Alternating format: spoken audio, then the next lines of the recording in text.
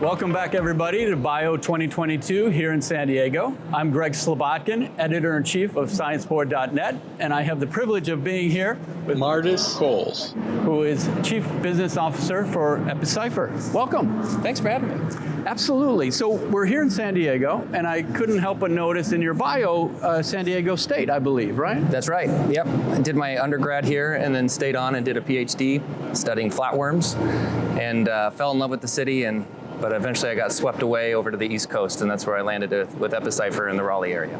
And what is your background? I saw you are a neuroscientist, but I think developmental biology as well. That's right. Yeah, I caught the bug for molecular biology and genomics, studying flatworms. They're amazing species and have regenerative capabilities, so I was kind of on the cross between neuroscience and developmental biology, trying to understand how you can cut an animal in half and they can regenerate their brain back. And so we were studying the regulatory mechanisms that drive those functions. Right.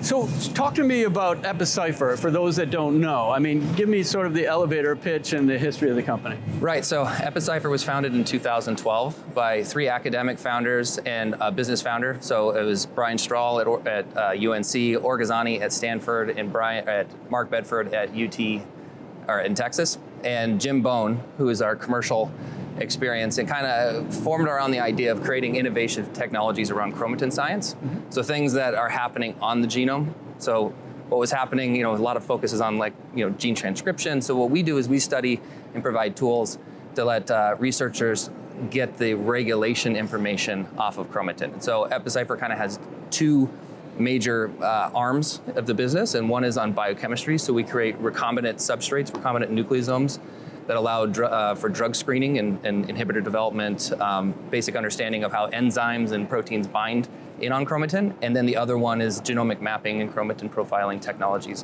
which is what we've been talking more here in the last few years, is that we've, for the first time, been delivering quantitative, high throughput platforms to bring chromatin profiling technology closer to the clinic, into the clinic for drug discovery and development. And previously, technologies just couldn't do it.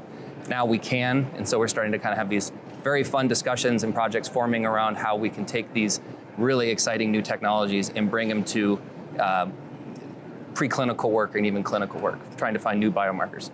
So in the company, you have assays, right? Different categories of assays. Can you talk a little bit about those? Yeah, so kind of the 2 platforms, kind of back to what we call the nucleosome platform. So we can create recombinant nucleosomes that are decorated with different modifications. So why do modifications matter? Is that histones are modified in certain ways to regulate, say, promoters or enhancers, gene bodies. They can shut genes. And so what that does is it provides a language that turns genes on or off. And so we can create in a tube, basically what the body makes, recombinant forms that mimic what is seen in the cell, and allows the researchers to then probe and look at how enzymes function. Because unlike other modalities, right, where chromatin science is happening on a superstructure, right? Mm-hmm. Chromatin is this massive substructure that's in the cell, and so it has a lot of complexity. And as you break it down into its simple components, it doesn't mimic itself, right? So we've learned hard lessons over the last 20 years about reductionist approaches using peptides or smaller fragments don't recapitulate actually what you see in the cell. So what we're able to do is provide more physiological substrates to allow us to actually better mimic what is being seen in the cell. And so that's on the biochemical side.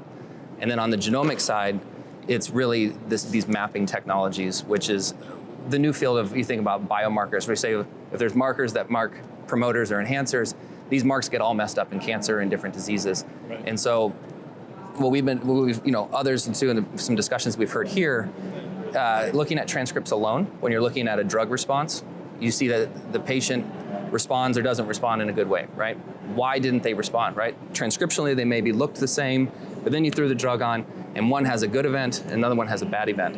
We think that the chromatin is poised to have different responses, but transcript won't give you that. Yeah. And so what we do is we provide that extra layer of information that we think can be predictive to stratify patients. And so we're talking with pharma here and other small, medium, and other diagnostic companies and saying, where's your pain points for biomarkers, and have you guys considered chromatin regulation as providing an extra dimension of information that we haven't had access to see yet? So what are the applications? You mentioned cancer, but biomarkers for all kinds of diseases? Yeah, currently, I mean, cancer is always the pioneer, right? Yeah. And so that's where we think about a lot, but all of these mechanisms are in every disease. So aging, immunology, neuroscience, neuropsychiatric. So all of this, because this is, you think about anything that has transcriptional changes, the epigenome is what's driving, it's the regulome, right? So this is, we've been loving this fact, less than 1% of the chromatin is coding. 30% of chromatin is regulatory. And so we don't spend a lot of time thinking about the regulatory aspects. And so that's what our technologies are focused on, is actually providing that extra new view about, yes, the gene transcription is important, but why is the gene transcription changing? And we provide that information. So, we're here at Bio 2022 in San Diego, first time to have an in-person conference in 3 years. What are the conversations that you're having, and how might this conference be a little bit different than, say, some of the others that you attend? Yeah, this is probably our third or fourth conference back. We're a smaller company, and so we pick and choose what we go to. I'd say at a lot of the conferences, it's much more customer facing, and Bio provides us kind of an opportunity to step back, engage our customers and partners in a way of just saying, yes, we can continue to be our customer, but wait a second, where are your interests, long-term interests, and kind of start to maybe consider alternative structurings, right, of relationships where maybe we can do things together and get there faster. And we provide a lot of technology and resources through services, and so it's thinking of just it's been a lot of fun, right, to actually engage with a different level of maybe more of the business side, and trying to get them aligned and excited about, because we've been talking with the scientists in these companies, so it's kind of nice to kind of round out that picture and make different types of connections. Yeah, I mean, it's one of the great things about this conference is the intersection of business and science.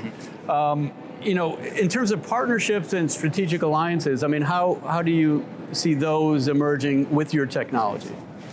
Right, great question. So, as I said, we offer services, and we have an amazing capability in-house, and we have automated technologies. And so obviously, customers can buy these services. I think what is interesting though is we getting access to really interesting biology. And so that's what we hope to find here is things that we share, a passion for, certain diseases, models, and working with pharma in a different way, maybe cost sharing and types of opportunities where we can get to that shared upside faster and quicker and cheaper for both, and then both companies share in the upside. Yeah. So final question here. I mean, what's the big takeaway for you from Bio 2022? Is there some major theme or some trend or some other factoid that you've learned that you haven't considered before?